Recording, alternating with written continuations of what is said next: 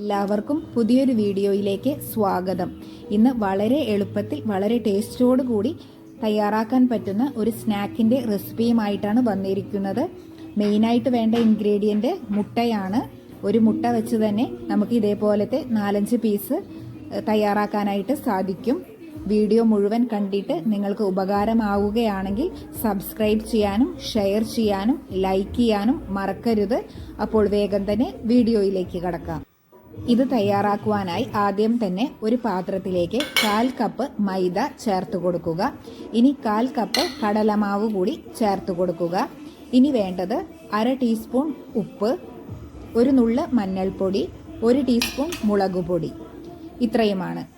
ഇതൊക്കെ ചേർത്ത് കൊടുത്തിട്ട് ഒരു സ്പൂൺ വെച്ചിട്ട് നന്നായി തന്നെ മിക്സ് ചെയ്യുക. അതിനുശേഷം ഞാനിവിടെ ഒരു 1/4 കപ്പ് വെള്ളം എടുത്തു വെച്ചിട്ടുണ്ട്.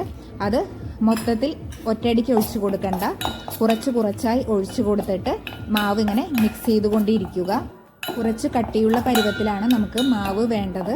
അതുകൊണ്ട് തന്നെ ഒറ്റയടിക്ക് വെള്ളം ഒഴിച്ചു കൊടുത്താൽ ചിലപ്പോൾ വെള്ളം കൂടിപ്പോവും. അപ്പോൾ ഈ ഒരു പരുവത്തിലെ മാവ് തയ്യാറാക്കി എടുക്കാം. ഇനി ഇതിലേക്ക് മെയിനായി വേണ്ടത് ഒരു മുട്ടയാണ്.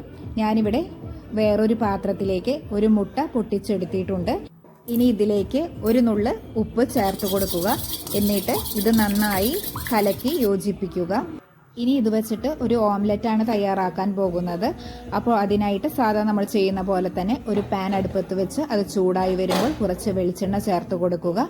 അത് നന്നായിട്ടൊന്ന് സ്പ്രെഡ് ചെയ്ത് ചൂടായി വരുമ്പോൾ നമ്മൾ കലക്കി വെച്ചിരിക്കുന്ന മുട്ട ഇതിലേക്ക് നന്നായിട്ട് പരത്തി ഒഴിച്ചു കൊടുക്കാം. എന്നിട്ട് ഒരു സൈഡ് നന്നായിട്ട് ഫ്രൈ ആയി വരുമ്പോൾ ഒന്ന് മറിച്ചിട്ട് കൊടുക്കാം. എന്നിട്ട് ആ ഭാഗം കൂടി നന്നായി പാകമായാൽ നമുക്ക് സ്റ്റൗ ഓഫ് ചെയ്യാം. എന്നിട്ട് നമുക്ക് ഈ ഓംലെറ്റ് ചെറിയ പീസുകളായിട്ട് കട്ട് ചെയ്തെടുക്കാം. ഞാനിവിടെ ഇതേപോലുള്ള പീസുകളാക്കിയിട്ടാണ് കട്ട് ചെയ്ത് വെച്ചിരിക്കുന്നത്. നിങ്ങൾക്ക് ഇഷ്ടമുള്ള ഷേപ്പിൽ ഇഷ്ടമുള്ള വലിപ്പത്തിൽ ഇത് കട്ട് ചെയ്തെടുക്കാം. എന്നിട്ട് ഇതിൽ നിന്നും ഓരോ പീസ് എടുത്തിട്ട് നമ്മൾ തയ്യാറാക്കി വെച്ചിരിക്കുന്ന മാവിൽ നല്ലപോലെ എല്ലാ ഭാഗവും മുക്കിയെടുത്ത് ഒരു ചട്ടിയിൽ എണ്ണ ചൂടായി വരുമ്പോൾ ഇത് അതിലേക്ക് ചേർത്ത് കൊടുക്കുക. എന്നിട്ട് ഫ്ലെയിം ലോയിലിട്ടിട്ട് നന്നായി ഒന്ന് ഫ്രൈ ചെയ്തെടുക്കുക. ഒരു സൈഡ് നന്നായി ഫ്രൈ ആയി വരുമ്പോൾ ഒന്ന് മറിച്ചിട്ട് കൊടുത്ത് മറ്റേ ഭാഗം കൂടി നന്നായി ഒന്ന് ഫ്രൈ ചെയ്തെടുക്കാം. ഓരോ പീസും ഇതേപോലെ തന്നെ മാവിൽ മുക്കി എണ്ണയിൽ വറുത്ത് കോരാവുന്നതാണ്.